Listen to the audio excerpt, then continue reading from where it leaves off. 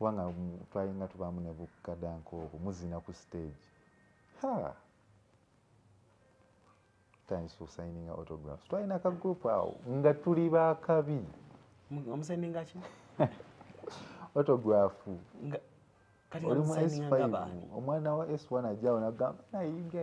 ng'omuwandiikako ku saati muli basita ku ssomero wasayininganga autograph ngambye essaawa zino siwuliranga sitanga bwe nali suspension ne suspension yakwambala tabani okiraba naawe kitawaanya tabani naye kati saawa zino abaana bazambala abasomesa abo mbatya bagamba ono omwana waayita abantu bavunama biki abasomesa namwe mulimba ono omwana yafuuka wa kitalo tagambwako wamaanyi nnyo ayita wano abantu ne bamukolera n'ekkubo. Omuzadde Lubiri High School Buloba Campus ly'essomero ly'abawala n'abalenzi erisitudde omutindo ogw'amaanyi mu disitulikiti y'e Wakiso ly'ekisulo n'abava ewaka lirina UNEB Center namba ku madaala gombi O ne A-level. Abasomesa batendekedde ddala mu kalikulamu empya eddiini zonna tuzisoosowaza so nga liri mu kifo ekisirifu ekisobozesa omwana okusoma obulungi. Library weeri ate ng'ejjodde science lab, computer lab ate nga bafaayo nnyo ku mpisa n'okutumbula ebitone by'abayizi. N'olwekyo twala omwana omuwandiise kati. Kale nyongera okwaniriza ku mukutu guno gwa Cruise Exclusive. Allen Cruise gemanya nyongera okwaniriza ku ina gy'osinzidde okubanga ate otulabira webali nnyo bayiri ddala tuli proudly part by nafa abakasirye breeders abagamba w'emityana nti yitawo oyige okulunda okulungi yitawo obere nga ate oyiga obulunzi bakuyigiriza okulunda ente ezikuwa amata amangi ate ng'era bw'oba ogitunda akabeeyi akaviiramu ddala kalungi nnyo. Ente enzungu muzimanyi bulungi nnyo eba nzibu yakulabirira naye bakasirye bagamba nti bwe bukugu bwaffe okuguza ente ate n'okukulabirira n'okukulambuula n'okukulaga batya bw'oyinza okuba nga ate ozirunda obeere nga ate oba oli awo ojjamu ekirooto kyo kyennyini nga bwe wakiroota. Olunaku olwaleero tuli wano ewa Kushona Designs. Kushona Designs wano ekyasinze nno okundeetawo ye mutabani we gwe tulaba ku mikutu gino gye mugatta abantu naye waliwo abazadde nga weegomba engeri gy'akuzizza omwana we weegomba engeri gy'aguruminzeemu omwana we. Abaana bangi abalenzi bagurumingiddwa bamaama naye ne weesanga nga bakopye kariya z'abataata bala ate omwana omulenzi ono bwe tumulaba ku TikTok n'ebintu byakola ali inspired by Hajat Kushona. Hajat Kushona ffenna tumumanyi bulungi nnyo kati Hajat yakwata business n'agiwa omwana. Imagine brand eri wathi obuwumbi n'ogikwata n'ogituuza mu mwana omwana ataweza myaka 3 omwana eyakava mu ssomero katugambe secondary n'okwata business yo n'ogimukwasa n'agirwaninga bulungi nga bwe waali girwaninze. Kiwa ekifaananyi kinene nnyo eri abazadde. Tokwata mwana wo ng'ojja omugiyitiibyatiitiibya naye ozze omugamba ki. Ekya inspirinze okujja wano kwe kumanya omuvubuka ono omwana ono akutte bizinensi ya maama we ng'eri mu buwumbi millions and billions of money. Maama yagimukwasa yakava mu high school yabyegomba atya abikoze atya okwongereza ku maama we yaleka bizinensi naye okulaba ng'agyongerayo ate ne maama n'asigala nga musanyufu. Maama akyaliwo Hajat Kushona naye ate omwana kyakoze ne brand awareness kinene nnyo nnyo nnyo oba oli awo generation maama kyali kyamuleka dda naye omwana social media presence gyawadde brand ya Kushona. Believe me omwana omuto ono akoze omulimu munene nnyo nnyo nnyo. Azo omuvubuka omuto abavubuka abali eyo kirina ebibuuzo bingi nnyo ebijja mu mutwe gwo n'ogamba nze taata oba maama singa nkwasa bizinensi eno nsobola ogirwaninga okusingako maama nina kyensobola ogyongerako ng'omuntu bw'alaba agamba mutabani wa gundi akoze bw'ati ekyo Hajat kyayita kikola. Ye sheno olwalinaku olwaliro naawe ng'omuzadde tuula wansi otunulire mu baana bo bonna b'olina ani asobola okulaninga bizinensi yo nga toliiwo, ani oyo anaasobola okulaninga bizinensi ng'amaanyi olina matono. Kale ekyo Hajati yakiteekateeka atya? Katusooke tufune mutabani n'oluvannyuma oba oli awo tuli preparing ka interview ne maama. Mutabani gwe tulina olunaku olwaleero yoyo omwana omuto nga bw'omulaba awo, muvubuka muto naye ng'ate byakoze ku bizinensi ya maama wano. Buli muzadde wandyagadde otuula wansi omanye batabe bakuza abaana. Nsanyusa okulaba. Ojja kutwongera ku ddoboozi tusobole okuba ng'ate tunyumyamu bulungi nnyo. Buuza kuba tulaba beeyanjulira amannya n'ekiti ky'oyimiriddemu okutuula wano okuba nga tunyumya ku Kushona Designs. Yes, amannya nze Mugwanya Rajab Kawenja nga nze CEO wa Kushona Designs. CEO Wow. wa Kushona Designs. Era nga nze CEO wa Kushona Executives. Ku Kushona Designs twambaza abagole abantu abagenda ku mikolo, abagala mishanana, gomasis, kanzus, masuuti n'ebirala. Ku Kushona Executives beba ushers bensuubira nti fe abasinga mu Uganda wano. Muba so smart. Ne bali abavubuka bano bwe mutuzuniramu obuzina ku TikTok. Ye Kushona Executives abo. Then tulina ne Kushona School of Fashion ate era nga nze omu ku ba directors b'essomero tusomesa abantu abagala okuyiga okutunga n'okukuguka mu by'okutunga okuza otya ssente mu kutunga as an industry. Era nkwebaza omukulu Alan okujja okutukyalirako wano ku Kushona Designs amaka gaffe amapya Coronation Road. Wow. Yes. Walungi nnyo. Nebaza n'abantu abalaba Cruise Exclusive tumwebale kwekumira ku mukutu guno era mwebale kwagala Alan kutuuka okuba nti naffe atuzaamu amaanyi okubeera nti kyetukola tulaba nti kikola amakulu. Amiina. Weddira ki? Neddira butiko. Weddira butiko. Naye omubala gw'oba obutiko gwo bakutumye masaka ku bigere. Ndi ne Raj. Oli mwana wa kumeka mu Hajati? Nze first born wa Hajati Kushona. Gwe first born? Wow. So gwe okuze olaba maama? Nkuze bombi mbalaba. Ano ngamba okuze olaba maama ali mu Gomesi. Hajati mulabye kuviira ddala nga musomesa kuba she was a professional teacher mu bya fashion and design ne art. Paka we yatuuka atandise okutunga afunye edduuka lye liswa kugamba mbadde naye. Obadde naye. So mami abadde kyakulabirako nnyo mu bulamu obwo? Abadde kyakulabirako nnyo mu bulamu bwange. Okay. Nali agadde okusooka abantu bano tubayise mu lugendo lwa Rajab okutuuka nga yesi owa Kushona naye ng'ate era ne Hajati ng'executive director eri ku ntikko gy'ali okulaba nga ssaawa zinamuntalinga. Rajab, tuli mu nsi nga abavubuka bangi abaana abato. Oweza emyaka 3? Nedda. Olina emyaka emeka? Ngenda weza emyaka 24 mu June. Ogenda weza emyaka 24 mu June? Wow. Nange nno challenge nze kubanga oba oli awo emyaka gy'oliko ne byokola oba osanga mu myaka egyo twali tetulinga awo batono nnyo ababadde mu kifo nga ky'olimu. Tekituufu era nkyebaliza Mukama kuba nti ndi omu ku abo ab'enjawulo ku myaka gino. I also don't take it for granted kuba kintiisaamu at some point. Naye nga njagala osooka abantu tubabulira olugendo luno. Okukula ng'oli muvubuka eyeegombesa, okukula ng'oli mwana omuzadde omulala gw'asobola okugamba nti lwaki tobeeranga omutabani wa Kushona.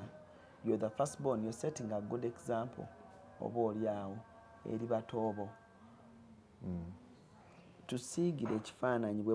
buzze ng'okula ng'olaba maama ali mu mulimu gwa Gomesi okutuuka we yatuukira okukugamba ye yakugamba nti kaakati Rajabu jangu tukole byalinga byakusika ku matu nti banaye mulina okujja ne mukola toyagala toofune fees gwe wakyetuma tuyiseemu mu lugendo obudde ffe tulina tutambule mpola mpola. So olugendo lwange mu kushona nga bwe nagambye nti mbaddewo okuva nga etandika nti Hajati yanyamba nampa omukisa okuba nti nzija naye mu kibuga oba si ekyo woba ovudde ku ssomero edda nno nga mu primary yange ovudde ku ssomero n'akugamba olina tutuukira ku dduuka ate then muveewo mwenna tugendewa ewaka. Mu kusooka kyali kimmenya era n'okubeera nti nali sikiyagala nga nze era nga bwe batukaka bakuyise jangu obeere wano gwe ng'olaba wandibadde oba oli mu kusamba kapiira oba ng'oli mu kwenjeera eyo wabweru kwezanyira ku game ku TV oba n'okulaba TV firimu ng'oluusi kitumenya ng'olabira ddala lwaki tekyekyo tekiggwa ali kyamala ebbanga nga tekiggwa nti nze okutandika okukkiriza nti ntandika okwagala kino ekintu kyali awo nga mu S4 yange naye ngeno mu primary yonna jjukira mbadde wendi twatandika olinamu obuntu buno obutono bwotandika ozze ku dduuka n'akuwa olupapula awo n'alukuba mu layini n'agamba beera ku kyalaani awo teekamu straight line oluusi nga naawe just oli board n'otuula awo primary otunga awo layini temuli just bakuwa olupapula n'oluusa ku kyalaani kati ng'olina just kuba nidde eyo eyite mu layini eyo gye baba bakukubiddeko nga tekyamye otandise okutandika okuyiga okutunga bino ebyengalo ebitonotono gwamuweereza buno mpeereza ku eyo mpiso mpeereza ku kino bobini mpeereza ku makansi so ogenda obiyiga mpola nti nze sijja kugamba nti natuulako ewantu bansomesa okutunga nakuyiga mu mbeera yakuba nti kyetulaba buli wamu oba bwe bulamu bwetenkana bwe tulimu okulidde mulamu bwa mpiso bulamu bwa mpiso era nga obeera awo ku kyalaani woowummulira ogenda olaba nga otandise oyiga pati z'ekyalaani otandise oteekamu wuzi mu mpiso oyisaamu muzi materials zino eziba zifisseewo kwegamba ogenda olaba okiyiga mpola neera sijja kugamba nti nali nkyagala nnyo oge mazima naye eno maaso gy'okirabira nti ate kingasizza nti ofuna self realization okubeera nti ogamba kino nakyo kyali kisoboka ate nga kyava eri mu buto si kuba nti kigudde bugwe era n'okutandika essomero ndi omu ku basomesa bennyini abasomesa eri mu kutunga naye sijja kugamba nti natuula mu ssomero nsomese neera bye mbasomesa ogenda olaba nga nabo babitegeera kiba kitegeeza kyenkola nange nkimanyi so kuviira ddala eyo kuweereza buntuntu genda oguze primary ng'oli mu class kyolo eyo nga P4 P5 P6 oba mu P7 oyaŋŋaana okukola naye nga akugamba concentrating ku bitabo so gwe primary olweri wali oyingidde ng'otandisa okukola ne maama wo ekibuga nakikeera nnyo ekibuga naye kanakiyingiranga mu P2 by P3 nga nejja ku ssomero oluusi ku Saapolo Mengo nga naye Hajati akolera ku Zai Plaza era tukyalinawo edduuka ku Zai ng'oluusi wejjeeyo oba ovuddeyoko ne nga ba anko kati ng'obeera mu kibuga awo nga bwe nkugambye nti oluusi oli board n'otambulamu awo mu kibuga otandise okulaba embeera zitya mu gundi omwo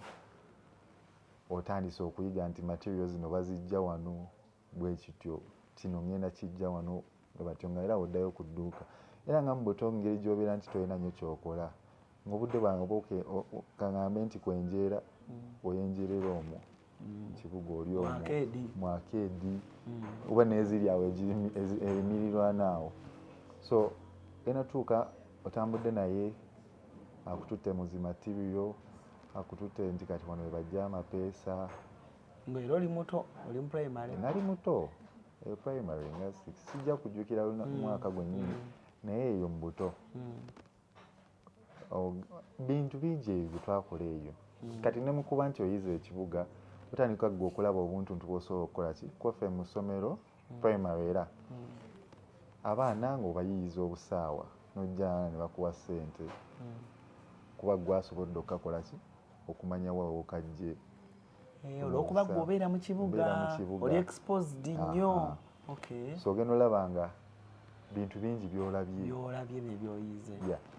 ng'abaana obatumaawo bagamba leeta ssente nze nja kukolera kino era ssente z'eddange ezo entonotono si bino ebinene nti oguze ekintu kinene abamu ng'ofuna buswiiti awo kofi awo ng'oyingira zaayo waliwo omukyala yali atunda swiiti awo ng'osobola obugulawo nga bungi n'otuuka eri ku ssomero n'oguza bano bazadde baabwe batiibiita totogenda eno baana babeera mu bikomera babajja oyingira mu mmotoka nekusobola kusomera ate emmotoka yennyini yekujjawo awo gwe ngaabo booguza kwegamba ng'olabanga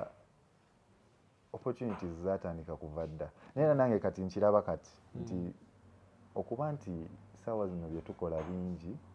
oba nina obusobozi okukola byenkola wenzituula wansi nenetunulamu byatandika dda kati kuba bwe nayingira secondary ate secondary yo byali birala twayituze kukola ssente busa kyali kitya kyali abazadde baali strict nnyo naye ate tebaali strict nnyo kyembeebazaako is baali banfuga mu mbeera nti omanyi kino kikyamu olina okuba ewaka ssaawa bwe ziti regardless of okubeera nti yo exposed naye ng'olinamu ezo era limitations z'oyitamu gwe nga ggwe kati mu secondary kyensinga okujjukira secondary namala vaaka nga ndi mu kibuga wano kati awo ng'oli serious senior 1 manya eyo P7 vaaka olwo kati ng'oli mu bazadde manya oli mu kukolera ddala ofunyeyo ku ssente bakusasula naye tozikwatako by the way tenerabidde okwogerako nti bwe natuuka nga nkola naye natandikawo mu vaaka okusasulwa abampa 5,000 buli lunaku naye nga tebazimpa akugamba zizo nzirina naye ojja kukola ki tutuukawo S1 n'angamba yono pocket money nampa emitwalo nga 10 emitwalo nga 10 awo nti kati ze zino ssente zewakola ki zobadde ng'okola gamba ogenda olaba nga ne ssente zeezo omanyi nti nzikoleredde kuba ku 5 ziri nga nze ndiiraawo ku dduuka era hajjati aba yaleesa oba kaaliddeko kengenda okulya tolina nyo kyogenda kisipendingako tolina nansonga laki oba weetaaza ssente ziri awo some point data nga batuteerako wadde era amasimu gaali tegali nnyo kwegamba nga bulamu buli nice ng'okera ku makya naye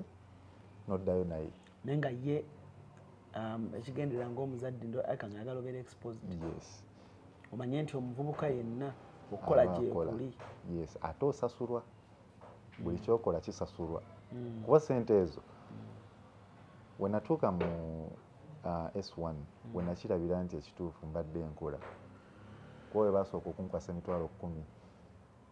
ejawamu neŋŋamba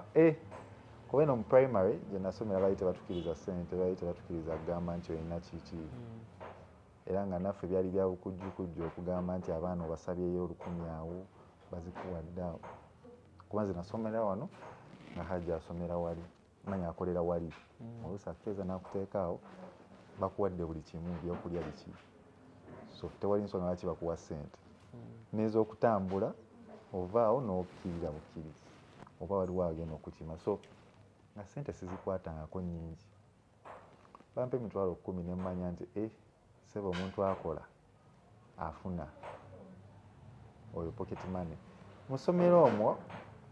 nasomerawo Kibuli SS S1 yali nnungi kuba nalinamu kasente eno hajja akuwaddeyo zino eno waliwo ziri ze bakuwadde tugamba ng'olina eno okubiddako kuba anko bakuwaddemu wonna ffe nebyo tubikola obakubidde bagamba tebakuwadde nti bampa naye katono oyongerezaako buli omu ng'akuwa tugamba nze S1 nalina ssente naye kati mu kubeera eyo mu ssomero obeera otuuka otunuulira ebintu ebipya abaana balinamu kyali irigo yes naye banaye banansonyiwa bwe bulamu bw'essomero buli omu bw'obulina byalinga irigo naye abaana nga balinamu bu radio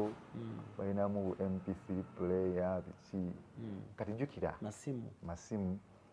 eno ng'omwana okamusabako n'akulaga nti kano akantu bakaseera nnyo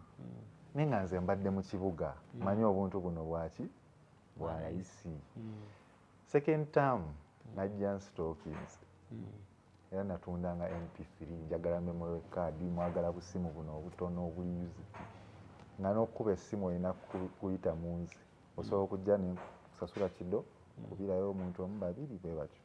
S1 nno Mungu n'ansasira S1 netambula bulungi ojja okumulaba awo kinsasa kuba ayinza okugamba banna Hajja kitodda bambi. So tutandise otunze obuntuntu naye irigo nti kubeera exposed obwongo bwesera oyagala ssente buli kimu omanyiwo wekiri. Issue yetali nnyo nti njagala kufuna ssente naye nga ndaba waliwo aba opportunity. Yes, buli olaba opportunity oyagala ogitaking on. So ogenda otunulamu nga eno oleesa obuntuntu abaana batandisa obigula eno naye bakukwatako nga kaba kaweddemu. So nga mulimu ezo risiki ezo zetwakola hagitamanyi naye nze ekintu kyemmanyi nti Haji yali amanyi kuba Haji yankubiranga essimu nakugamba ngenda kuteeka ssente ku ssimu yo okitegeera nti nkimanyi at some point yali amanyi either nina essimu akasimu kwanza nalinga mukubira nga nkubira ku ssimu ye nga nkuba ku ssimu yange kwenyini kwemukubira naye nga Hajati ye mutyamu Hajati nga ye ate mba nanoonya musomesa bamukubira ne ssente era biki bwe bityo nga byakuyita wala. So tuyingira awo S2 tugendakawo mu kisaakaate bakinkaka naye sikyagala ge mazima naye ekisaakaate ekyo nakyo kyalimu ebintu bingi. Bakolayo ki by the way? Mu kisaakaate tuba tumanyi tugenze kuyiga kukola mpombo kuwaata naye in actual sense it is more of a social gathering ngambi kuba nze nali shy nga ntya abantu ate for the fact that neno mu primary nafuna chance nagendako mu single school nagenda ovaayo nga ntya tebayita abawala kyokka eno mu secondary mulimu ate ki tuli mu mixed abawala abo balina empisa embi bandaba nga nina ssente kuba nali nina ssente nze mu S1 actually somero lyange lyonna mbadde nga ne ssente kuba ogwa mu mbwa otundayo akasimu. Bw'ogwa muki? Mu mbwa twali tuziyita mbwa nga kayasi kakubye otundayo akasimu otundayo ka memory card otundayo biki bwe bityo ng'ofunamu kasente. Kati awo ng'abawala bakikozesa nga advantage waliwo abantu benzijukira nga bakikozesa nga advantage naye nga sinti njogera nabo just bajjaawo ne bakusaba ku ssente biki. So ekisaakaate kyanzigula nakyamaaso mu mbeera y'okuba nti sitya bantu. Saakaate kisooka Haji Abu Kawenja baali bamumanyi nnyo kuba musajja munene emu mu by'Obuganda ebyo mu Bwakabaka. Tutuuka eyo ng'ate kati nange banteeka mu mbeera bw'etyo buli kintu kye baagala nti oba twalinanga morning prayer mu kisaakaate kumakya bagamba gwagenda ogisoma kati ngenda okulaba ekyokutya abantu ngenda nkivaamu abantu batandise okukulaga nti osobola okubeera nti osobola okwogera mu bantu. So ekisaakaate nakyo kyankolera kinene nnyo kuba ngenda okukomawo mu S2 nga ndi mulalamu kati nga I can socialize tuleese awo ziposti mu ssomero ezitaaliwo like it built my self esteem at some point. Mulesa posti mu ssomero ekibuli waliwo posti ezitaaliwo entertainment effect ekibuli tewali kadange kaaliyo naye nga tewaliwo nti posti yagamba nti wakadange nti ono entertainment. So ebintu ebimu byajjira awo pola kati mu kugula awo ogenda olaba nga essomero linyuma naye ate kati abo abasomesa tebakulaba batukubye emiggo bakoze biki. Fast forward eno nga muzi S3 ne bampa bampa obwa prefect naseesimbyewo nali house prefect wa Kakungulu ati nayo nga nayo ndabayo ssente bano mbu manya tulinayo house competition abaana nga kwegamba nze ngendo tunulamu wentuula wansi nenzikakkana ssente natandika dde ozikola si nyingi yazijja gamba nti zaali watandika dde okulowooza ku ssente natandika dde obwongo okulowooza ku bwo ssente bwakula mangu okumanya ssente kyeki ate sente nalina nnyo kyeneetaaza just ng'olaba awo osobola ofunawo ng'obulamu bwo nga kyowulira okuba n'emirembe kuba nti mu nsawo mulimu ku ssente kyeki kyeŋŋambye saali nnyo nti njagala ssente kyali kubeera nti kino kisoboka okukolebwa tekiri nti nsuubira okufunamu ssente naye kino ndaba kisoboka okukola ki in the end ogenda olaba nga ssente zijjiddeho bwekityo kuba nze bazadde baali bansindikira ssente fena wesandikambye nti nkola bino ssente zaali zijja zaali zisobola okubeezaawo mu ssomero tutandise awo okuyingiza kati twatandikire mu masimu eno otandise kuleeta ngatto abaana nguza engatto y'oku ssomero gyagenda okwambala nga mu keesi zange azadde baali tebakimanyi naye nabanga ne keesi bbiri eyaabwe gye bamanyiiko naye ng'erimu mbi zijja naye eno kati nga ni akuleeta ku ssomero mu kisolo gwe wali weereeta bandeetanga oluusi ne weereeta kati nga yeyo ku keesi tebagiraba ng'obeera mu ssomero otandika okulaba loopholes zaabwe bakebera ebintu ebirala byonna ebiri awo okuggyako ebikuliko kati ng'oluusi ojja ne backpack oluusi kati masimu ng'ojja nabo ng'obwambadde byali byakuyiiya nnyo keesi oluusi nga ojja before kumakya nnyo n'osobola oyingirawo abantu tebanaterera bulungi ng'oyingidde bagenda otandika bino okubeera serious kukebera nga wayingidde dda yanza abazadde nga bambuuza n'okumbuuza ki ekikukeeza ku ssomero nga mbagamba njagala kafo kalungi deeka nnungi nyinza okwesanga bagitutta naye nga ekyalimu ekyo okuba nti njagala kaddeeka akalungi naye byalimu n'okuba nti tebakubaako nnyo tebabakebera nnyo S4 eggwa bulungi tutandise awo okuzina ku stage yali yeetya eri emabega kati awo confidence yasituka wagenda bisaakaate bya mirundi emeka bisaakaate nagenda mu kimu naye nalinga njagala okuddayo wadde saafuna chance eddayo kyalinga woobeera nti kekibaayo mu January nti nga woyogerako ne Haji njagala genda mu kisaakaate bagamba mutowo kati yagenda guno kyali bwe kityo naye ate mu kusooka nga bakintwalamu nali sikyagala kati atuuka mbuuza lwaki olemereramu oyagala kukola ki kuba yakirabanga nali sikyagala in the start egamba tuwulirize nnyo abazadde baffe kye batwagaliza kuba ekituufu batwagaliza kisinga ate Mungu ayitira mu bo okuwa ekisimu kati kyakuluma otaddayo mu kisaakaate kirala nnyo ndatuuka ne mu wano nga mu S5 ne mbuuza bana ekisaakaate bakyasobola otukkirizayo ne baŋŋamba tebakkiriza bantu bali oba 16 oba 18 sijjukira oba 7 kyali kirinamu obukwakkuliza mukusooka tewakyagala sooka saakyagala naye bwe watandika okimiisinga nolanga bye wali oyigayo byali bingi ng'ovudde ne mu kuba kituufu basomesa ebintu ebyo ebyokukola empombo manya kukola amanda kufumba babiyigiriza naye si kyekyokka kye bayigiriza nti abantu abamu bagamba mu kisaakaate ogenda yiga ebyo naye nange bwe nali mmanyi nga ngamba kati okumpaasa eki naye ngaera abazadde no bagamba gwagenda olabirira baganda bo kuba ffe tuli balenzi okusinga omuwala yalinga 6 ne wano abasooka tuli balenzi kati nga birimu ebyo kati God forbid Hajati ng'akyogera God forbid wenvaawo ani anaafumbiranga banno ki yiga okukola kino yiga okuwaata twalimanga bintu bingi ebyo kisaakaate si mu kisaakaate nene waka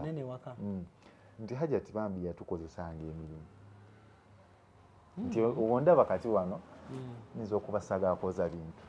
naye nga nabyozanga era mbimanyi. Okulima nti waliwo abantu bensanga sawa zinaga gwe tosobola bbanga walimako tusibukeyo namuseera twalimanga twalina ettaka awo nga tulima emmere gye mulima actually gye mugenda n'okulya bino nti mukazizza kasooli mumukubye mukoze biki byonna ebyo byonna twabikola era ne Hajati oyo mukozi. Tugenda kumulamu katono nnyo bwe tukomawo tutandikira wali ku lugendo lwa senior 4 Hajati wayanjulira ekirowoozo kye oba mwennyini bwe yatandika okwagalirwa bwe yayongera okubikuka amaaso mu kutuula mu kushona designs then nekyakyoterabira akasente kaaliwa akasente mu famire kabaawo naye abaana obakulizza otya mu kasente ako ne batalema kukula nga balebera bulebezi olina ssente kituufu naye omwana we alebera. Tuwumulamu katono nnyo tukomewo tovaawo. Tukwaniriza ku Kasirye Breeders Emityana wogenda okusanga ennunda y'ente eri ku mulembe n'omutindo omulungi. Ente zaffe enteeketeeke era nga za lulyo omuzungu zayita pedigree mu bika eby'enjawulo omuli Flickview, Holstein, Friesian, Ayrshire wamu ne Jersey breed ezigenda okuwa amata okutuuka ku liita 36 ne liita 46. Jangu ku faamu yaffe oyiga okulunda ente z'amata osobole okwenogera ku nsimbi. Bw'ogula ente zaffe z'amata ng'era oyize n'okuzirunda ky'oteekamu ky'ofuna. Tukubire ku noti 7556-86-38. Osobola n'okutugoberera ku YouTube oba TikTok n'osobola okumanya ku byonna ebikwata ku kulunda ente z'amata. Okay, kale tukyeyongerayo ko tuli ne Raj tuye Rajab tweyongerayo tugenda mu maaso so byonna mbikola kubanga Rajab omanyi challenge gye tusinga osanga ng'abavubuka abato bw'okula ewaka ng'olabawo ssente oba abaana abasinga abakulidde mu bikomera ffe ababeera n'ebweru abataakulira mu bukomera omuntu bw'alingizaako eno mu kikomera kati abo bali mu kulya migaati zesita bamusiizeeko bulubandi bintu bijjira mu budde naye mulimu abazadde abatazannya na baana nga yes ssente nziina naye zange abayigiriza okukola so embeera bwetyo bwe yali embeera eyo kyekituufu ewaffe twalina ssente nyingi naye ng'era naffe era kale mu buto obeera n'ogamba lwaki bazadde bange tebampa kino lwaki biki bibaamu nti twali tuziraba Haji ng'alina ssente Hajati alina ssente naye nga oba oyagala ebintu kati ng'ebyokugamba nti oyagala akasimu ogenda kakolerera si bino byaŋŋamba nti kwata nga bwe nkugambye nti nemukuba nti nali nkola naye ssente nali nzirabawo naye nga tebankwasangako ssente nti kwata zonna ssente ze wagamba nti ogenda funa wali olina obbanga okoze ki olina okutambula n'ojja ku dduuka olina okutambula ojje ku dduuka otuule okole bino tunnyoke ffenna kwegamba tebatukwasangako ssente batuyigirizanga kulaga nti ssente ogenda zikola bwe bati naye nga ffe omugaati ogwaliko zesita gwaliwo zesita yaliko bulubandi nga emmere biki byo byalinga bya ebyokulya ebirungi naye nga tulina akaseera ke twatuuka awo nga n'emmere eyo nayo yakukolerera abalimye be bagenda okulya ayozeza ebintu yagenda okulya embeera bwetu omuzadde akuyigiriza mu mbeera y'okuba nti buli tolina funa kyabwerere ku nsi kuno era paka nakati sikiwa nti Hajati yampaddeyo ssente nti zino zizino nti nkuwaddeyo Raji beerakaawo era we musaba ssente yeeraliikirira amanya kiri very serious nti nange kenyini natuuka kaseera n'ekimanya nti zino ssente zaani zaabwe ffe Haji nga kitugamba ssente ze nina zange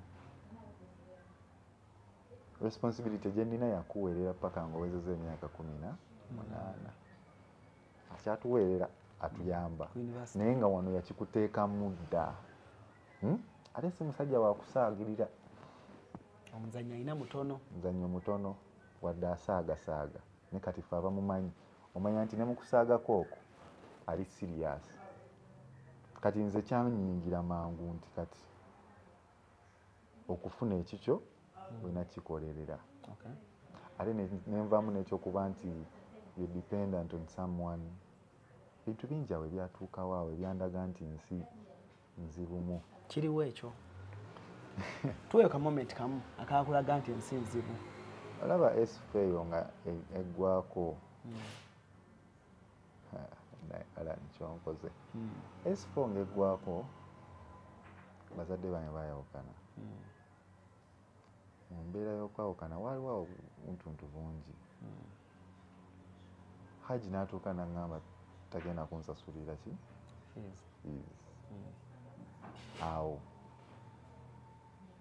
oba yali S4 VAC? No, it was S5. Baayawukananga mu S5, my S5 ya. Naye nga mu VAC nakozeemuko. Kati tusooka twesoobamu bikusobedde otunulamu ogamba bannange kati fees. Kino nga okyogerako eno ewa Haji ate akugamba Haji ajja sasula fees ezo. Kati n'obeera ng'oli awo Oli wakati tomanyi kikiddako. Jjukira eno ku ssomero tebangobangako fees. Tewali ngeri gyo otunulamu nga bigenda kyuka bingi. Kati awo ne mmanya nti obulamu busobola okuzibirira. Olina okuba ng'olinawo ekikyo. Ssente nali mpezezzaawoko nga ntwalo nga 5 mu kukola kwa VAC awo. Kuba mu VAC najjangira ku dduuka nga bansasulayo kati banyongezaamu awo mutwalo. Ate guno nga bagunkwasa. Kati mu kuba nti banyingizaamu awo omutwalo oteeseemukko awo banteese ku branch balina Namaganda nga obeerayo oyiyayo bano bajjukira mu VAC mulimu bano banjagalayo engatta eno ennungi okkiridde ogiriryo ofunyemu ku busente awo ate jjukira transport naye sina gwe nkozesa nti wano keera najja ati nzirayo naye data ebyo byali tunkunze nali ngamba bye bino abazadde bye bakola ki bye bakkiriza okunkolerako so nga ninawo obusente bwange obwo nti mu mbeera nalaba nga buzibye ate ano tegagenda kunsasulira fees tegalina nnyo kyegagenda kukola naye at least kiba kitegeeza ninawo kentandiko naye fast forward Haji tumala tutuulako ne Haji ne tutegeeragana nakkiriza okola ki kusasula fees naye nze ekyo kyanzigula amaaso nti n'omuzadde yennyini gw'ogumiddeko asookera kumanya takuliiko ate nga kyekituufu tebiriimu kugamba nti kuba he had valid reasons as to why he had done that ate nga bitegerekeka lwakuba yali andekeredde nnyo mu mbeera eyo nekitereera naye nga nze kyambikkula amaaso era kuva olwo omanya nti kyonna kyenkola nosigazaawo ekigamba nti kyange nti bwe yansasulira fees saatawaana mutawanya ku bya requirements saatawaana agamba nti waliwo kino ogamba Haji ati naakuwayo kyakuwadde naye era nga bwe nkugambye twalimu ebyokuba nti twejalabya mu ssomero bamanyi muli baakabi tuzinyeeko ku stage gwe balaba ne ssente nayo naabadde bakulaba olina ssente kati awo yalinga self realization moment okuba nti kati ababutansasulira fees bembadde ndi mu kwewaniramu onaabagamba otya nti tokomyewo oba okomyewo naye nga akaluno olina mu kyetaano kwegamba ogenda olaba nga buziba so basasulidde fees era noba nga okyalinamu obusente buno obukyasobola okwejalabyamu tuyingira S5 nzirayo ekibuli naye era nali sinti njagaddeyo kuddayo naye era abazadde nga bwe nkugambye nti bye bakulabira ekisinga mu buto tuba tumanyi nti oba olina reasons naye nga nnafu goba olaba njagala kugendako wano njagala kukola kino naye ng'abalala bali ku oba mikwano gyange gigenze eri lwaki munteeka eno naye Mungu alina engeri gy'ayisiza mu bazadde abo ne bakusalirawo ekituufu tibanzizaayo ku kibuli yali gw'omwaka gwensinga okwagala mu bulamu bwange senior 5 kuba kati nyingidde VAC nvudde mu VAC ninamu kasente nkozeemuko kasente awo butonotono twala 210 nga bukumala okusomero tewali nnyo sobola okwegulirayo engatto ennungi kuba najjanga n'engatto nga yeeyo nayagalanga ebintu by'okwenyumiza kuba nti ng'onyumye tukola ne mu video aha kyava eyo nze ng'oluusi sirya nakulya naye nga nnyumye kasita oba ng'okubye ekikumba kasitamba nga nkubye ekikumba ne bagamba mutabani wajja tukushona mumulabye yayiseewo ng'ebyo byenfa era nga nze kenkozeewo mu wiiki weesanga okateese mu ngoye kati awo ng'ogenda ku ssomero olina okusitookinga awo ngatto ofunye essaawa nga yeeri eki kwegamba nga nk'obulamu buli nice tuyingira essomero bana S5 yali nnungi nnyo twali basita ebyaddala kubanga twalinga tubaamu ne bukkadanka obwo muzina ku stage signing autographs twalina ka group awo nga tuli bakabi omusendinga ki autograph kati oli mu omusendinga S5 ng'abaani omwana wa S1 ajjawo nagamba nayiga ng'omuwandiikako ku saati muli basita mu ku ssomero wasendinganga autograph ngambye essaawa zino siwuliranga sitanga bwe nali eri mu S5 2019 kibuli abaana abaakalaba abaana abaaliyo bajja kukatema ku TikTok bakateme simanyi bakola ki nga S5 naye nga tuyugumya S6 nga ba S6 bintu bingi ebyalimu awo byenyinza okuba nga sijja kwogera obulamu okunyumirwa high school teri atagimanyi yo yali nice kati mulimu awo okuba nti basita ng'ate eno ffe abagezi kuba nakola math on end nga wali mugezi naawe tuli bagezi kyekyo nakyo ekirala okusoma kwalinga serious eka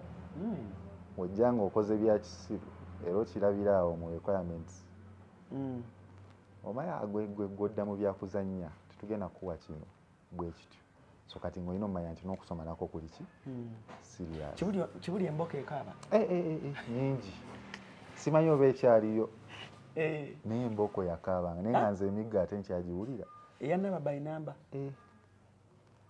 ng'emiggo mingi kuva ku makya kukeera Ejja prep. keera nga kuntawaanya ejja prep okukeera kusooka ne kukutawaanya bakusanze mu ddoomu obudde buyise ng'ofuna n'otuuka mu kiraasi ne bayitamu nti fitting abambadde fitini yalwa ey'okutema bucupa kapale nga kakuliko nnyo ng'ofuna era walimu omwo byonna nze nabikola agamba nti saabikola okay fe abaabeeranga ne fitting hajati ng'amanya anti awo nzija S5 eyo mu bulungi bwayo hajatu yasinga ate okujja ku ssomero ti mungu yangerera n'okungerera ne bangoba bampa suspension naye suspension yakwambala tabani okiraba naawe kitawaanya tabani naye kati saawa zino abaana bazambala nga bwe nkugambye nalinangamu kiri ekyokuba nti kino kisoboka najja ku ssomero nga nina tabani ze za kkala zonna nga nina eyambalibwa ku white ne twalina white and blue ninamu eya neve blue ninamu eya white kati nga nze mu ssomero nze ayambala tabani mu ssomero lyonna kyeki kyenkugambye nalinga sita nga bagamba tabani ga yayiseewo abanzi sekalwakera lumu yatukine kingobye ekyo baatukwata aba naye era nze gwe baagoba nga mwena mwambadde tabani twali tulina pepa naye nga zino freeze abamu bali bakola pepa abamu nga tebakoze kati nga fe abatakoze morning prep awo emu musomesa najja nankwata ku mukono naye nga ebbanga linjambalidde nali mpiseeko ku HM n'atanyega nali mpiseeko ku bano baki waliwo abatakunyega naye ne mubaamu bano abakyogerako naye ngaera banoonya wawe bagenda kisse watuufu kuba nze nalowoozangamu tabani eringa kintu kya busiraamu okugissaako nalinga ndaba tekirina buzibu kyangobya ate awo mu kaseera ako ngaera ngenda ku post ya entertainment nze ndowooza ekyangobya kituufu baye tebaagala nfune post eyo bakujja mu kalulu banzijjamu bujja mu kalulu Ne bakuwamba. kusikayo busisi kuba ndowooza basooka ne batunuulira awo mu ebyebitabo kati bagenda kunfunayo nafuna points nalina 14 out of 20 kati nga ogenda kunzijirayo ki ne banoonyaawo manya signatures zino ezo z'olina okukuŋŋaanya nz'omu ku baasooka ozifuna zonna kuba engeri gye nali nti nalinamukko kase nga bano baprefects abalala banguwa okuteerako omukono ne bakamisa biki nga byanguwa signature zonna nzirina nze omu ku basoose okuhandinga in tulinze kimu fayiro yo screening bangoba ku Friday nga screening yankya wadde akalulu kawedde kaggwa nadda si kawedde n'amasomero galina politics alina politics ate nga kye bagambye hajati yali taliimu bambi yali oba agenze kusuula wadde sijjukira bulungi naye teyaliimu haji yali mukambwe haji omuntu omukambwe naye nga mukkakkamu yajja baamugamba nti ajja nkime najja nankima nantuusaayi nayombaawo mukubaawo naye tulina we twatuuka nagamba kati oli bulungi kwata zino ssente genda ewaka tuula olinde obudde bwo bukole ki gwe naye bakuba hajati nga yaliwo ali siddayo mboko yali kabyao yali ankubira awo kuba era bwatyo bwe yali nga akikola kubira awo nayogeraawo n'abasomesa ne bakusonyiwa bwe kityo naye kuno nenzirayo era yali yakadda bwe bati nalina suspension ya 2 weeks yakomawo after 1 week awo wennyini wenaddirayo ku ssomero embooko yaliyo abasomesa ne boogera ebyo abasomesa abo mbatya bagamba ono omwana waayita abantu bavunama biki abasomesa namwe mulimba ono omwana yafuuka wa kitalo tagambwako wamaanyi nnyo nnyo ayita wano abantu ne bamukolera n'ekkubo ngamba bana ebyo singa we byabadde akavimboko kaali kalumamu kabaluma nze nakiraba kabaluma kuba katuuka nga ne bato bange bonna bakabassaako basikira ebintu ebizibu byange olimba you think you're going to do like how your brother did no you think your brother you think nga bakugemerawo okitegeera kati nga hajati n'agamba ndowooza ssente zino zetukuwa zeziri mu kakinanzijako bonna bansazeeko tewakyali nti olinawo ssente naye era nga bwe nkugambye kuba nti twali ba star nali president wa Scouts Club ate nze president wa Red Cross tusobola otegekayo obuntuntu obufunamu ku ssente tewali concert yalinga ebeera mu Kibuli nga tetugiriimu twalina muganda wawe bamuyita Shaban Tadesi mu Kibuli so anyway tuli kutte cutting the long story short omala senior 6 covid kati mu covid awo wemmanya nti byaddala ate covid womanyira nti byaddala bitya naye situlangako waka kumala mwezi wiiki covid yakusanga mu vaka senior 6 yansanga mu S5 kati into S6 kati nga ngenda tula S6 tatya twagendayo kofa akaseera katono ne tugenda kati eyo time ya covid yali nzibu nnyo nanoonya naye olina abazadde awo sibeerangako waka kutuula nti weewo amasimu tegakyani byonna nga obikoze ne biggwayo ntandika okusoma obutabo butandika okubikkula amaaso biki kutwaliriza nno budde ntandika kusoma butabo tuyiyizaawo obusente kuba nalinga njagala okubaako kale n'ekintu kyendimu nga si kubeera nti ntudde awo ne tukola awo ebintuntu neyo ku ssente twapoota nako ku kyalo ng'olwonna weewala kutuula waka ng'opoota ebyo bya mutabani wa Hajati bizze kati sisobola kikola kati naye luli alinga mbikola kupoota kati nga waka ogambayo Hajati omugamba ine ate obagamba ovaawo byoli kumpimpi awo tasobola wapota ngaja tachimanyi bayita osaabikiriza kati akimanyi sikiwa bintu bingi byenkoze nga tebakimanyi bakimanya luvannyuma lwagi ng'ofuluma ekikomera n'ogenda ebweru nononya ebizimbe we biri nalinanga bakyali bange awo ng'ate bo kyebakola kati nga ugamba waliwo nno kano nga ngamba tugendera kuba si byangu kakakomanda ak'amazzi kale siso agamba nti binyuma tebijja kukola nti bikolebwa ne wakola ennaku mmeka biri nenfuna nakanyama nemmanya nti lya ddala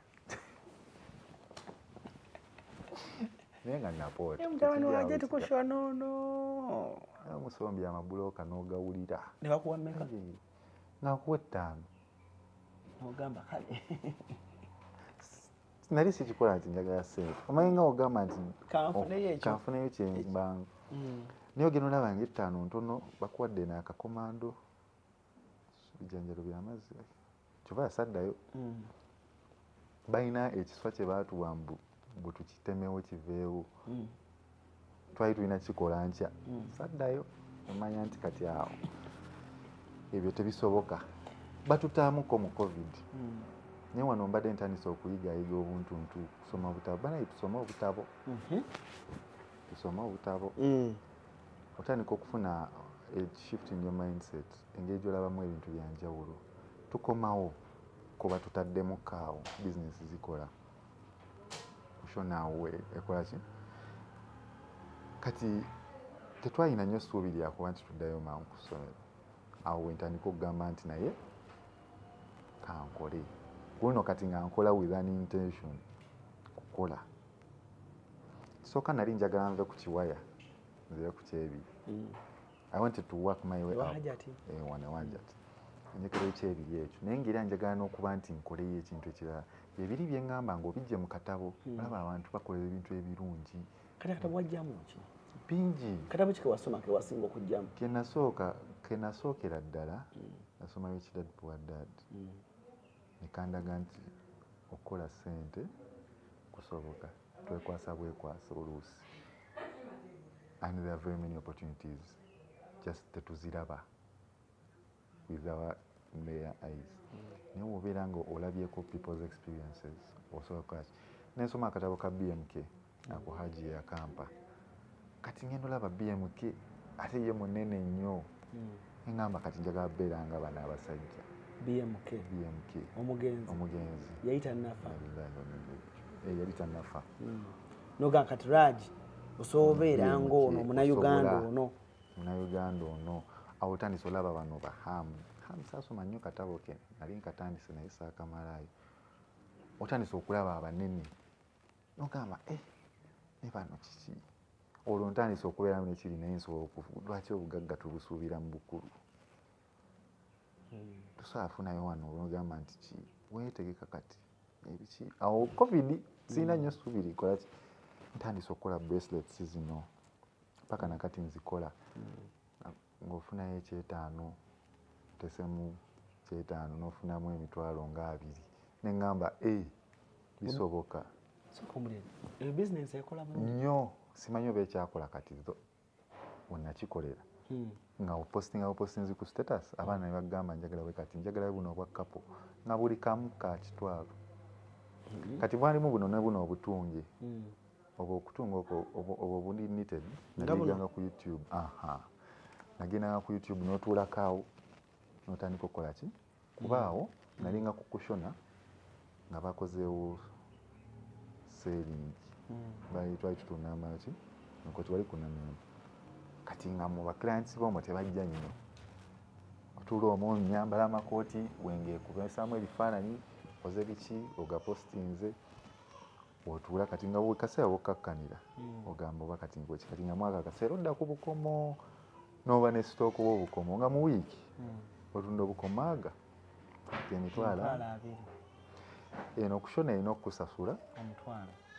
ate ne mu kushona nali nkola mu juice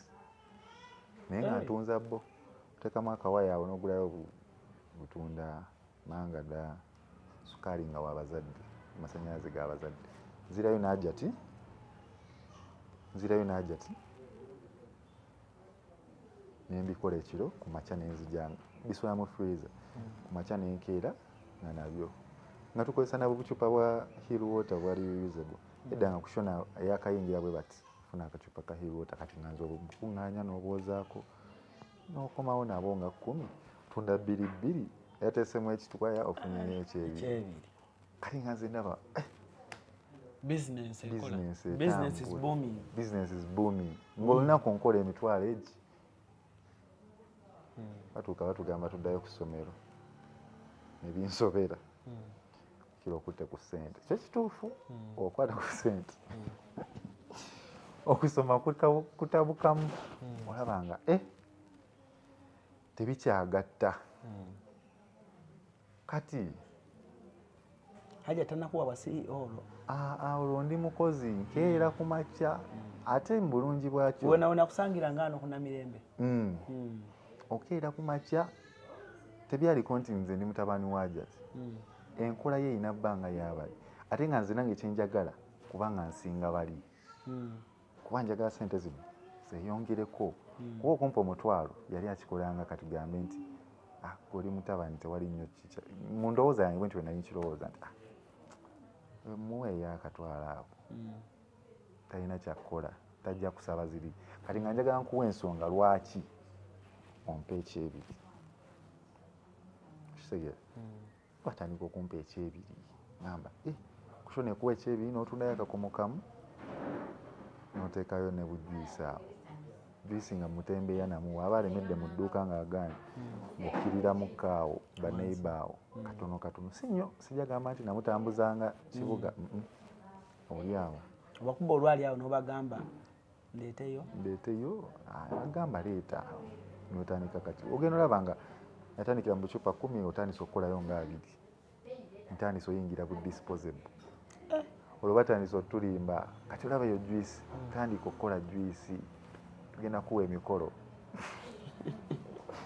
bwolaba ekyo ekisoovaamu emiki kale byaliyo naye nga naye situnuliddeko okufuna nti nfuna mikolo fuuka nga basajja baddalawusi just bimukola kufunayo kasente ako ate akasente ne kavaayo eno wookyayiriba bano banjagalayo emirundi bwentyo ntandikawo ki clothing brand bakiyita Black Tide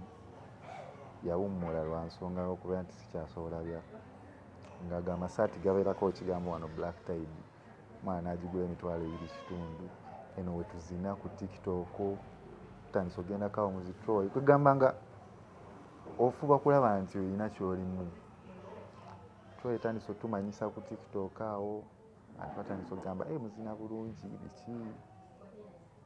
wewawonze nga wenkikozesanga advantage so oguleyo esaati bino nga muzina ku TikTok ne bavuka banno oloozeyo musina 6 sinaba tugenda kuddayo olwo kati tuddayo kusoma kwali kukambwemu naye nalina ssente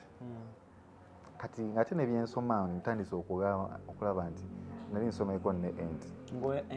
tandisa olaba kati binyamba ye maafi yagaana yatuuka neŋŋamba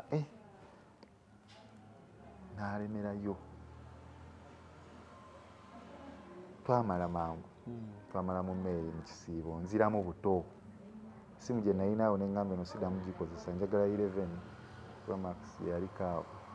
nkoze ngifunye ŋŋamba bisoboka funyemu awo obusente nga ndaba kintu kyokka kyolina okukola kusoma manya kukola ogenda okufuna ekituufu tutuuka tunaatera oyingira university mungu agenda angirira ngwa S6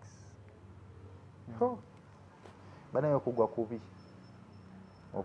wagiseerera naye okubayo enkoona nagiseerera naye kyekituufu nawummula nnyo sijagamba nti ki wadde ate tewakola nga bwe wayagala wagigwa saakola nga abazadde bwe baagala wadde njawulo waliwo omwana agudde nga talinaawo principal pass yadde n'emu nalina principal pass emu walina emu nalina 9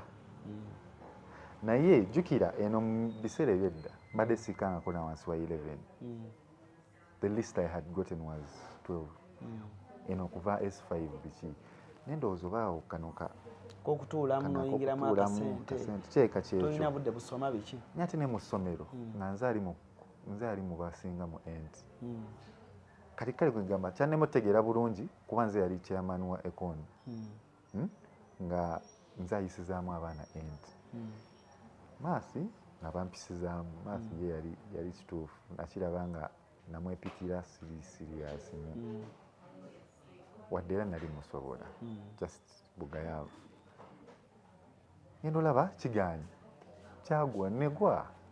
abaana bakukubira bakugamba baaba wafunye mmeka bo bakusuubiramu kinene bagamba nkyaganye eno haji yanyiiga newaaba alimba nti yanyiiga eno haji ati naye omulaba nga just akugumya bugumya gamba nalinamu ka depression ka mwezi ngolaba disappointinze bazaddebo nange kenyini I was very disappointed bangamba ddamu ngamba bannange kijja kukola kyekintu kyenasooka okugaana okukola abazadde kye baŋŋamba nzijandiramu eno hajati tibangambye nze aŋŋamba banaye by the way ŋŋamba ate noono naye haji eri yeyakiteesezza ŋŋamba n'ekituufu sirina kyensobola kukola ne principal person emu tandika okweyiribira amasomero ng'eyiribira awo olwo era ndabanga ekigenda okunkwatamu ogeyiribira nfuna awo bampa business admin cyber security diploma ku isbat ne mubs yali empa some diploma naye nga mubs ndaba ate ngenda kuba otandisa obbati olwo kuba waggudde otandisa okwebuzaabuzaawo abantu bwetokyabeera nnyo nabo kuba ekintu ky'okugwa ekyo kinene abantu bakiraba ngaekitono naye kintu kinene era ali eyo ng'osoma fuba oyite kuba okugwa si kulungi ate ekyo ekintu nkigamba ne bato bange bonna kuba balinamu kiri nti naye kati gwe wagwa naye laba wooli nedda ssebo si bwe kikola kintu ky'okugwa ebibuuzo bya UNEB kiruma nange ndi banyumiza akange lulibo olwo nakunyumiza off camera so nfunye cyber security nditeekawo ewa haji cyber security ne business admin kituufu naye njagala business admin naye haji n'agikuba kino buli omu asobola okukikola ki cyber security waliwo wano akantu kosobola okukola ki emirimu ginoonyebwa biki bwe kityo ngudde mu cyber security nsoma bwe nkola nakyo ekyo ekintu kikyamu tekisoboka kizibu tekisoboka ku byombi olina kyottako naye Mungu n'ansaasira n'empita we graduate olama ebuddayo kati awo tukomawo nga ndi serious tuzze kukola mu kukola okwo I move up the ladder ogenda olaba bakuteesa kuba supervisor kushona ngamba ebisoboka bakyongerako ekitwalo bakyongerako kibaako bwekyongerako ekyebiri nakiyingira wano mu covid naye wano ngaera okyali eno kati wano ogamba nti ofuuse supervisor omanya otandisa okufunamu ku relevance gwakeera biki oluvesale eno otandisa okubeera nti bampa obwa manager operations just kulabalaba bitambula bitya operations abakolaki wano just oba olina kutereeza ntambula y'abintu ono gomesa agikomezaawo obwakubidde balansi waffe ani amulina balansi naye simuyingiramu we just wali olina kulaba nti engoye bazipaakinze ezigenda abaatutte bakomezaawo kujjukiza abantu nti banaye olina okukomyawo ezigenze mu laundry zikomyewo eno buli omu atuuse mu budde ani ono lwaki taliiwo bano banyenze eri mu field bagenze byaliwo ebityo nga tulina general manager baali bamuyita madam Joweria namweyigirako bingi ate kye nasooka omwebazaako teyanteekamu kiri nti oli mutabani wa Jati yampisanga buli omu kuba twali tukyetaagamu bakubanga nalinamu ezo privilege z'okuba nti gwe otuuka ssaawa z'oyagala sikiwa nti nandituuse wano sigera tewajjanga na Hajjati mu mmotoka awo ng'otandise okubanga anti yajja ssaawa 6 ajati ye mukama waffe oyagala kujjanga mukama waffe kati ng'omanya omulekayo ewaka gwe n'okeera bibyo kuba bw'otatuuka wano mu budde maneja agenda kukola ki kutema ebazitema batemera ddala paka nakati akwa kati nze atema kati ekyenjawulo okay so nga waliwo akatabo ka sayining ako olina okukeera waliwo akaggalawo bwati tekawo ekirayino ogamba bannange kikutte mwaba luli olunaku yonna oba ogisse latest ng'otuuka mmeka nga mwina tuuka mmeka olina tuuka latest 8 enkuba bw'etonnya tebibakwatako bayira ekintu ekyo nakyo nakiyigira awo weza enkuba etonnya oba nange ngenda sala ekitabo weekwasa Francis ekitabo kitandika okukaabamu kuba awo ntandise jjukira nkyalimu ne kanako okusomasoma obutabo ogetinga olaba abasajja abagagga bonna era bakyakeera fanzi natuuka akaseera ne ŋŋamba kati njagala bba mugagga kawandiika ako watuuka ekiseera ŋŋamba naye njagala bba mugagga era abasajja bangi ekisookera ddala njagala kwebaza okuba nti ndi mu interview kuba nze nkulabye kuva dda ng'olina abasajja bange abanene booli mu kukola ki ku interviewing nga ate nkulabira eri naye kati nze ani okuba nti ndi naawe kati wano kubanga okoze nnyo kiba kitegeeza nina kyenkola ndaba awo ntandise baani bondaba nabo bangi naku zino mbadde nsinga kulaba na Haji Bakaluba Haji Bakaluba oyo omusajja simanyi atuwa emikolo naye sinaba mutuukako nti bwe ati naye nsaba Mungu kimanyi kijja tuukawo twali fina ku mukolo gwe tebafuna kadde nayogeramukko naye awo naye si bino si engeri oyagala wana nga bonayoga ni taatawo si engeri gyenjagala nti nze ne zino ekyaze zonna mbadde nga nsasula okutuukayo leka osasula nogera n'otuula Serena waliwo eno gye yasembyeyo neya auditorium nasasula naye ate nenkwatibwamu nagirabira ku YouTube online kwegamba yo omusajja oyo yena kyakola ekituufu bantu bangi bendabirako bayirawe ng'ovudde ku bazadde bange kuba inspiration eno yeetaaga nnenemu ate ne mu mbeera nti si mu bubi nenjaga kusinga ku bazadde okitegeera kuba ati akuba kati mbuuse yenzeeyo naye waliwo abantu bangi bentuukako n'ogamba nti naye kati njagala njogerekoko naye olwo kuviira ddala eno mu butabo bikulaga nti funayo abantu b'oyigirako funa biki ebyo byonna ntandise okuwakinga myspesi nfuuse general manager recently awo kati muba okubeera nti awo ndi general manager kati nze ali mu kifo kyani oli madamu yali agoba abantu nze ali kati mu ekyo ekifo manya nti yaddala bakimpa ate nga mbikoleredde bayira abantu abasinga kye balowooza nti nafuuka lwakuba hajati ki maama wange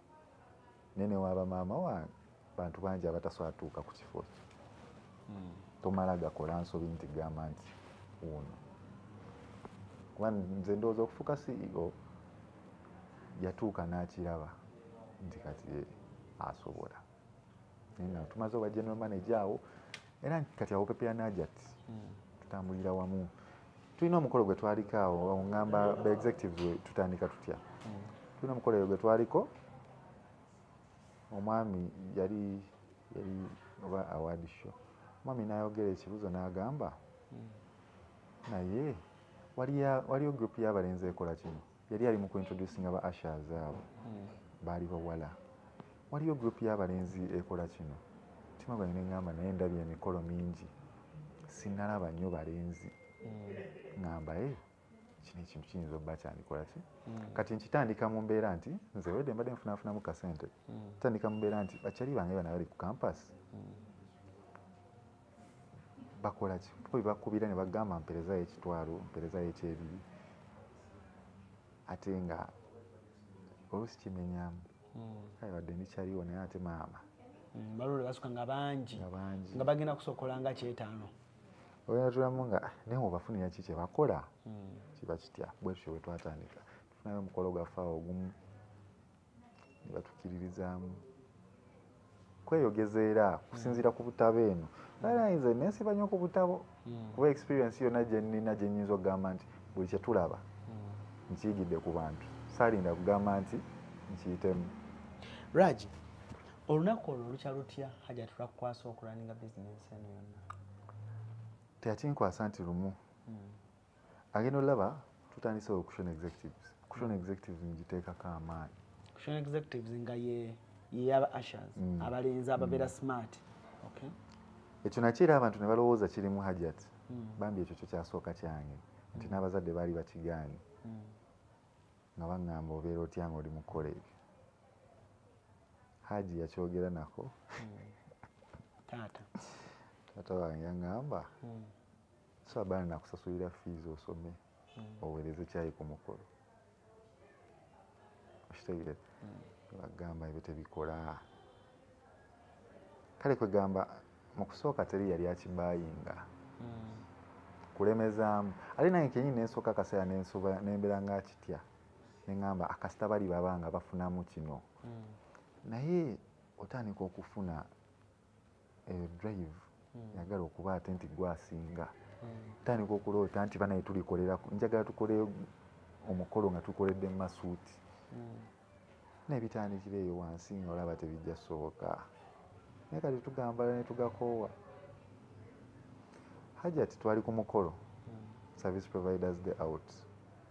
wano nga naye otandise okubeera involved mu decisions ezimu naye nga tewali nti there's an official thing that you have. Twali ku service providers day out bamuyita okwogera bamuwadde award ya over best ate provider kati awo wakyogerera twali ba Asha that day ffe twali ba Asha mweyo speech yagamba bahere aba Ashers musooke mujje kati tujje eno yaŋŋamba ogenda kumperekera nga nkola ki nga nkima award awo yakyogerera n'agamba era mbanjulira CEO omupya nange kenyini nagamba yenze. Hajjati kushona ajja ku stage agambira awo mbanjulira CEO omupya yakireeta mu mbeera nti her speech was talking about people making a business that is going to live long before them manya after them something like a legacy. N'agamba nti banaye abazadde tuyige okuinvolvinga ki abaana baffe mu businesses era kituufu yatuinvolvinga nnyo kuba ffenna tumanyi ki kino ate n'okubeera nti oli mu mikolo eno otandisa obyagala byonna kati obitegeera okitegeera buli kimu nga kati okimanyi all of a sudden gwe CEO ngamba nange kenyini namugamba bannange era after tutuula naye mubuuza nti naye kati kiri kitya nalabye capability yo biki tusetinze bwekiti tamuzi akugamba ye ayagala kati kukola ki kubeera nga supervisor ngamba kale kitekinga on tekyali kyangu. Wamubuuza lwaki okimpadde? Saasooka kimubuulizaawo omanyi nga obeera nga atiddemu nga oba akoogeddeawo okukyamuukirizaamu bantu awo endolaba atandise okukiremezaamu ekitegeera eno olaba teri kyakyakola nga tasoose kubuuzaako bintu bwebi kwegamba nze kyemmanyi yalaba capability yokuba nti ki yajakupreparinga kati mu preparation eyo nange kenyini ntandika okulaba neŋŋamba nti naye kati bakuwadde oba si kushona is already a big brand kapyaki bweki kyogenda okukyusa kaddemu kapyaki koleeta Kushona already is a big brand. Kushona is a big brand. Hajjati buli kimu akikoze kati nganze Raj bankwasizza entebe bakukwasizza entebe ate nga mu mutima gwange ngamba kati waliwo abalinze balabe nti egaanyi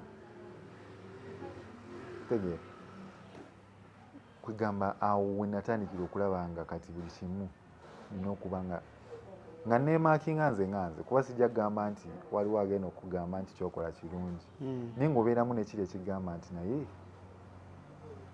bino byonna babikoze awo kyova tutandikawo social media tugiremezaamu nnyo eno wetusindika ne Kushon executives n'okutuuma Kushon executives Kushon executives nga njagala kati ku building something like Kushona like nga last year ne tutandika essomero era that was also my idea kwegamba ndaba waliwo ebintu ebingi bye tukoze maaso awo tuleeta Kushona media and obufuzi obupya bwa CEO Raj ate nga nange kenyini nkifunamu nnyo sente zijja sente nfunye sente nyingi nga ndi muto kintiisa naye kyekikipinga nga ogenda olaba nga ebintu bikyuse eno Kushona executives nayo ngipise ekolera ddala bulungi nnyo zinatuuka nga tuli mu byakuinvestinga kulaba nti ebintu bikula twafe abasooka okuleeta walkie-talkies fe abasooka okuba ne zi umbrella ku mikolo buli kimu nalaba nga industry ngikyusizza bayinza okuba tebakikiriza naye nze mu mutwe gwange kusinziira ku ngeri gye nayindaba emikolo ennyambala y'abantu ku mikolo ba service providers genda olaba nga yakyuka buli service provider kati agezaako okulaba nti anyumye eno abantu abaagala okujoyininga abantu abatuwa feedback oyo genda olaba nga ekituufu ekintu kye tuli mu kukola ate nze nina ekirooto ky'okuba nti I want to do something very influential and to be an inspiration to the youth byebimu ku bintu ebinkiipinga nga ngenda it is like my major goal nti buli kyenkola at the back of my mind nebuuza kigenda kungerako ki ku muntu andaba njagala okugamba abavubuka abali eyo tusobola okufuna sente nga tuli bato alani abaana balina mentality y'okuba nti sente tugenda zifuna nga tulinga 3 zo gye ziri nene wano kiri kuba nti wasetinze ki ground senyigirangako nze mu bintu bya mwenge njaga kuba nkimanyi byakisiru ndabira ddala lwaki oba anyway simanyi sibitegeera nze awo kugenda out kungenda abazadde simanyi oba bakimanyi naye ngera omuvubuka sinywa mwenge so okugenda okunyumirwa kusoboka naye ate kasita tosukka wewandibadde nti ki okoma ebintu by'abakazi gamba bintu bingi ebiri eyo tulina okugamba nti obeera vigilant obisalako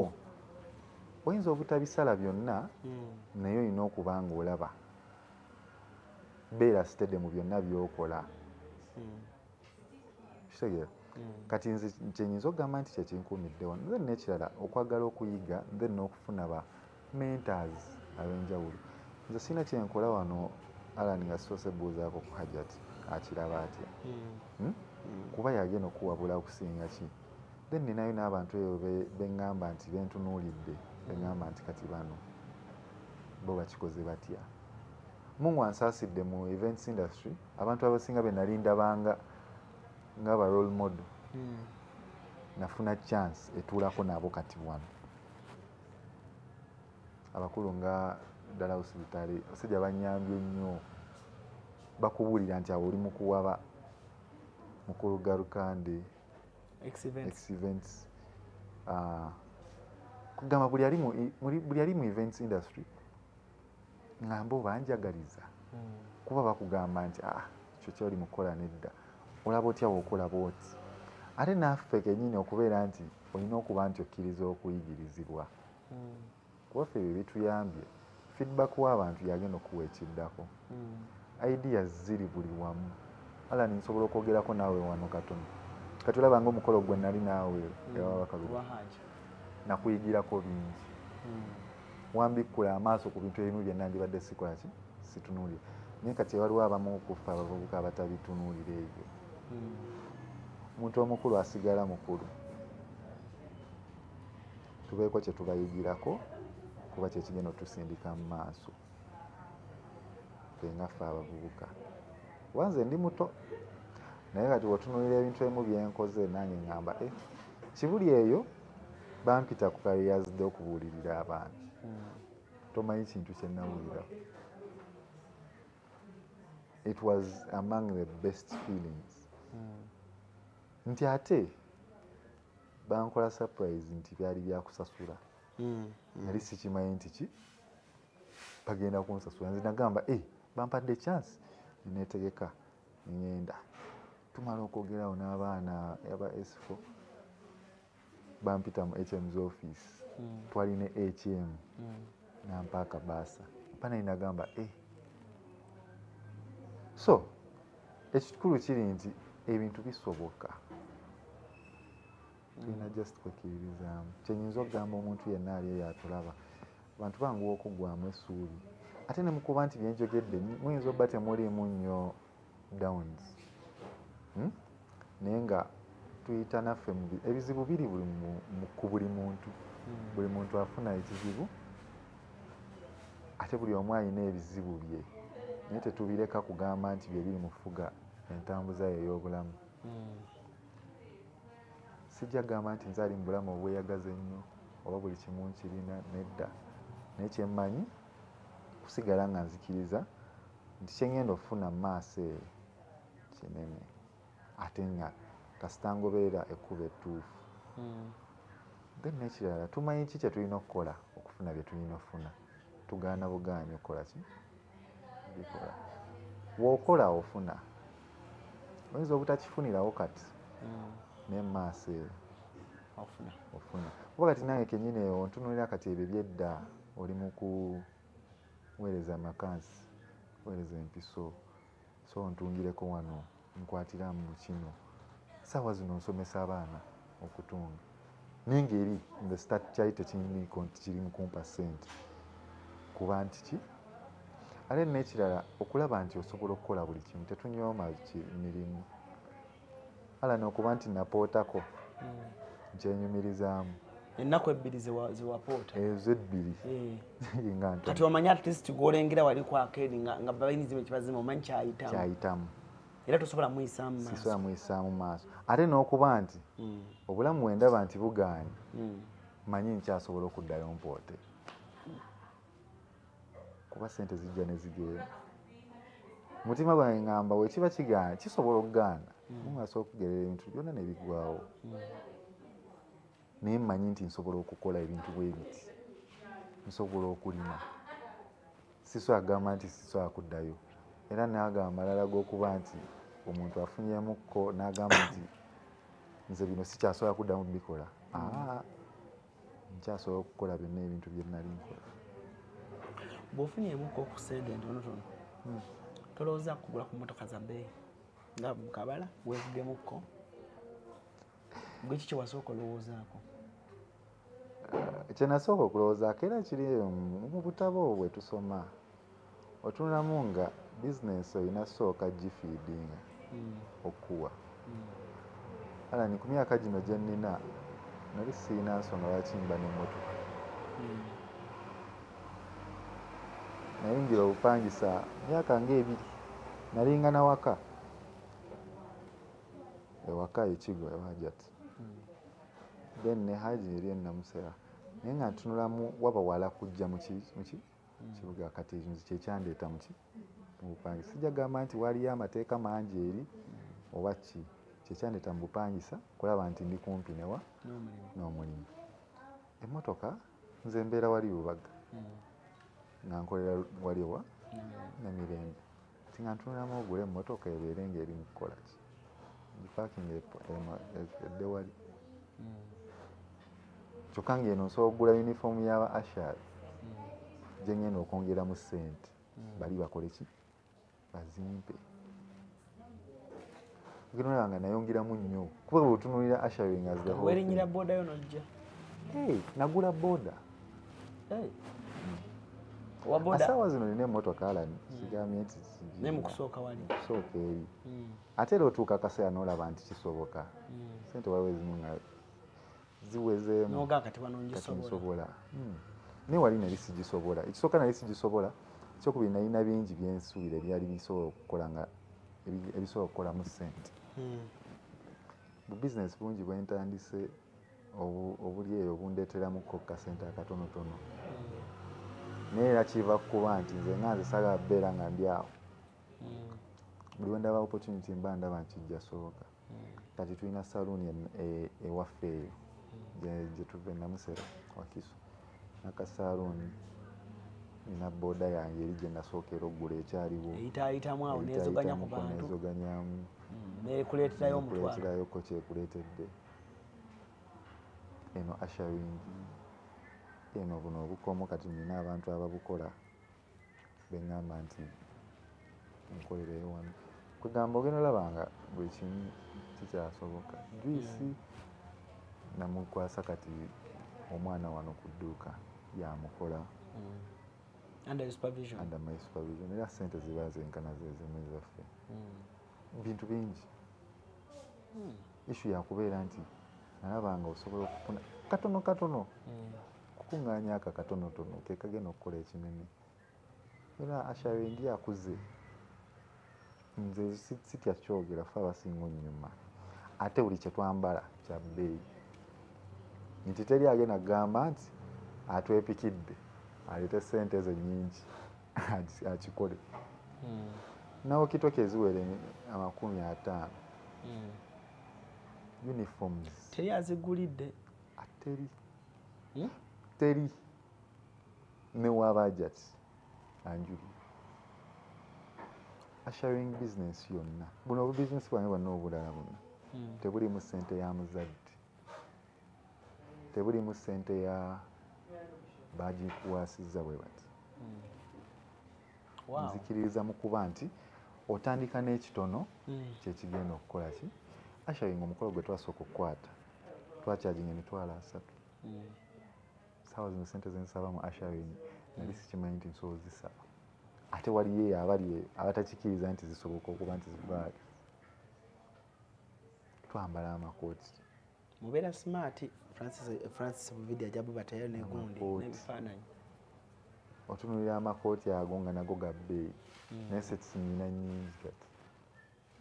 ez'amakooti ago otugamba kala gyoyagala nga tukuwa mention kala tinjagala mujje ashabanga mwambadde maroon nga tukuwa obutaayi botayi bintu bingi ebyo ate bikaddiwa bye sijagamba nti kati otuuka nga bivaako ate kitukolera nti otuuka kyekiri nga bizinesi wenkugambe oteeka sente mu bizinesi etuuka nga ezabuzza magoba nateeka sente mu walkie-talkies nga simanyi nti ndituuka neno akaseera ng'ozipangisa kati ozipangisa oli sharing teams ezijja nezigamba bannange tuyambe nga wawa bagane ne uniforms zennyini zetulina ezaffe tuzipangisa ng'ofunayo obwo obusente obwo buyingidde obadde tolinnya okutunulira nti ki naye wakuba nti bizinesi twagifiidingirawo nga tetunadda mu bino naye ate era sigambye nti kwata zonna oteekeyo twakula mpola fisizaawo leero funayo suuti naku kibanja oluusi nja kusasula biki gye giri oso n'emikwano gye tukola abantu b'obeera nabo asharinga we mugenda diipa alimu obuntuntu bungi nti naye byali byakuyiga bingi mwalimu setbacks ennyingi wokirabira nti tosobola kukola nnyo na mikwano gyo mu bizinesi bintu bingi niyo biyiga on ground babitugambanga actually yali topic namba mu entrepreneurship family friends and business naye nga ffe tugamba kisoboka kyo kisoboka naye olina okuba kulaba engeri gy'okola ki gyobajjamu si kubajjamu emikwano emingi ogiteeka mu bizinesi yo gikwafectinga nnyo ebyo kyaliwogambako olina kulaba okimitigatinze otya mukikozeeko mangu mutya bintu bingi ebiri eyo ensaasanya ya ssente oyogedde otya ne ba clients otunze otya biki ebyo bintu byonna sijja gamba nti mbadde ngambi manyi issue eri kuba nti njagala nange okuyiga era nteekamu obudde okulaba nti njiga from the smallest detail of njogedde ntya ne client, what's my first word, kuba first impression, twambadde tutya, tuwunya tutya, bintu bingi, equipment ki gwoli mukozesa eno,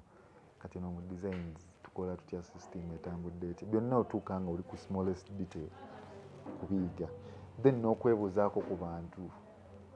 Nze Alan mbuuza buli muntu, ate sinyooma muntu n'omu kuba buli muntu alina kyagenda okuyigiriza. Ideas zino ziva mu bifo bye tutasuubira. Oyinza okuba nga bizinensi yeesibyemukko mu kantu akamu n'ogenda n'onyumyako n'omuntu n'agibikkula kukuba nti buli muntu mutwalanga ekyokuyigirako. Si mukozi wange, si bakulu bange, si bantu bendi mu kukolera, si bantu bendabeeko obulabi, si muntu azze n'aŋŋamba nti banaye njagala nnyo bye mukola, kuba kati abo nabo bangi. Era mbasiima bannaye abali eyo, abantu approachinga ne bagamba bannaye mulina kye munkolera ekyo ekirungi. Abavubuka aba approachinga mu inbox ne bagamba nti just by you inspire me, ekintu bwe kityo. Mwe abankiipinga nga ngenda kuba nzikiriza kati awo kye ndi mu kukola oba kye nali nduubirira okukola ntandise okukiraba. Anyway, nga tumaliriza share olunaku olwaleero, ki ky'oyinza okugamba abantu kye mulina ekipya and enteekateeka nga gwe CEO Kushona Designs kye mulina 2026? 2026 ku Kushona Designs tuli mu kukolawo egenda bbanga grand opening. Tugenda kukola fashion show, tugenda yita abantu nga mmwe mubeerewo wano era details ziri mu kujja mu maaso awo. Then tuli mu kulaba ngeri gye turevampinga the whole system. Tuli mu kukolawo online system ng'osobola okubuukinga gomasizo online n'omanya ne size n'ebiki ebiriwo n'okola ki nga teweetaaga na kutuuka wano. Bintu bingi bye tuli mu kukolako wano mu designs bingi. Naye ng'ekisinga obukulu twagala kuleeta machine ekola ki? Ekola zino materials eza gomasiz nga kati tezikyali za kuba nti mu importinga. So n'abantu abali eyo nga babadde basuubira okuba nti bagenda ku importinga oba omuntu yenna agenda okutandika ekyokupangisa gomasiz oba gino emikyana, tuli mu kutunuulira nteekateeka y'okubaleetera ebyuma ebyo wano e Kampala such that ebintu bibeera in-house, bijja wano nga si bya bbeeyi nnyo kubeera nga ebiri imported. Mu Kushona Executives tukyabongera byakabi byokka. Ekinene ennyo kye tulinamu twalaunchinze luxury package ng'eno yo ngamba etandikira mu $5,000,000. Bintu bingi ebigirimu, simanyi oba nzikirizibwa obbyogerako. Bajja kunkubira abagyagala oba bw'oba oli free ng'ogyogera. Bayinza ogibba naye nga tulina luxury package ate nga tulina mu kuyiiya twagala kukolayo nga bu podcast otuntu bwe butyo tusobole okubeera nga tuleeta abavubuka together such that buli omu afuna opportunity efuna ekintu ekinaamukolera. Ate n'ekintu ekirala kye tutunuulidde, njagala kukola as many opportunities for jobs for the youth as many as possible. Ebimu ku bintu byentunuulidde. Kale tweyanzenge, thank you so much kubanga ate otukkiriza ne tutuulako mu kifo kino tunyumyamu emboozi naye mwenyini okukkiriza n'otufusayo akadde abavubuka ne babanga boolyawo eri omuzadde asobola olaga omwana we puroguramu eno boolyawo eri n'omuzadde azuukuse obwongo okumanya nti okukola n'omwana wo n'okumuyigiriza ebintu ebyenjawulo biina obisobola okuba nga ate oba kirina ekisobola okuba nga ate kimusa. Mu kaseera kano Francis agenda kukuteekayo vidiyo ya ddakiika emu ekulambuza amaka ga Kushona gano gonna amapya bwe gafaanana ne gomesi kuva ku reception paka eno paka eri abaana gye bayigira. Mu vidiyo eyo ey'eddakiika ng'emu oba n'ekitundu nyumirwamuko, then bwe tumala ajja kuggalawo bugazi show. Comment section nkulu nnyo okusharingako n'abo b'oyagala okuba nga ate balaba show yaffe eno, nakyo kikulu nnyo. namwe abatematemamu patisizo olabanga obazuli awo oba oli awo zinanyumira omulabi oba omwana wo nyumira bebaza kale mu kaseera kano munzikirize basibulira nuse bulungi mwera. Like a kid, will you watch me?